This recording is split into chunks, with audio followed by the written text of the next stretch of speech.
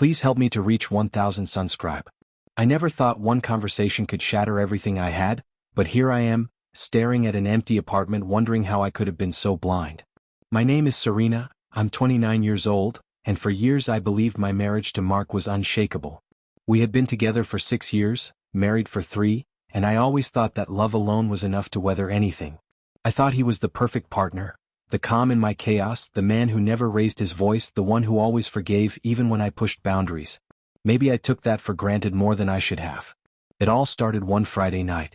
We had friends over at our apartment for a small gathering, just a few close people, wine flowing, music playing softly in the background. Mark had been unusually quiet all evening, sitting across the room with his drink in hand, watching me laugh with everyone else. I didn't notice the way his jaw tightened whenever I made jokes about his inability to keep up with me physically or socially. It was never mean-spirited, or so I thought. I always assumed he was comfortable with my teasing. Somewhere in the middle of the night, as conversations drifted toward relationships and desires, someone asked me a casual question. "Serena, do you ever feel like you're settling?" It was the kind of question I never expected to take seriously. Without thinking, without even considering the consequences, I laughed and said, "Honestly? Sometimes I feel like I need other men too. I love Mark, but I need more, I need excitement, I need variety." The room froze for a split second. I expected laughter, maybe some teasing remarks, but what I didn't expect was Mark, who had just walked in from the balcony, to hear every word. I saw his face, subtle at first, a flicker of something I couldn't name. Then he just sat down quietly, grabbing his drink, and didn't say a word. I thought I could laugh it off. It was a joke, right? I mean, we often teased each other. He knew I was playful. But that night, his silence was louder than anything he could have said. There was an invisible wall between us from that moment, and I didn't even realize it. I continued to talk, to make light of it, nudging our friends into laughter at his expense. "Come on, Mark," I said, smiling. "You're a great husband, but we both know I'm too much for you sometimes." Laughter filled the room, but Mark didn't laugh. He smiled faintly, but his eyes were elsewhere. And when the party ended, instead of walking with me to our bedroom or chatting like we normally did on quiet nights, he went straight to the bedroom, packed a small bag, and told me in that calm, piercing tone, "I'm done." I laughed at first, thinking he was joking.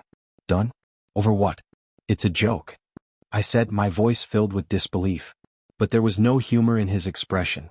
He simply looked at me, steady, unflinching. "It's not a joke, Serena. I can't do this anymore," he said. That's when it hit me. He wasn't just leaving because of what I said that night. He was leaving because of years of feeling belittled, of being pushed to the edge, of never being respected in his own home. The next morning I thought things might have changed. Maybe after a night of silence, Mark would forgive me and we'd laugh it off. But when I came into the kitchen, he was already dressed, coffee in hand, and his face was unreadable. "I've made my decision," he said simply. "Everyone sided with me. Your friends, even my family, they see what I've seen for years." I felt my stomach drop.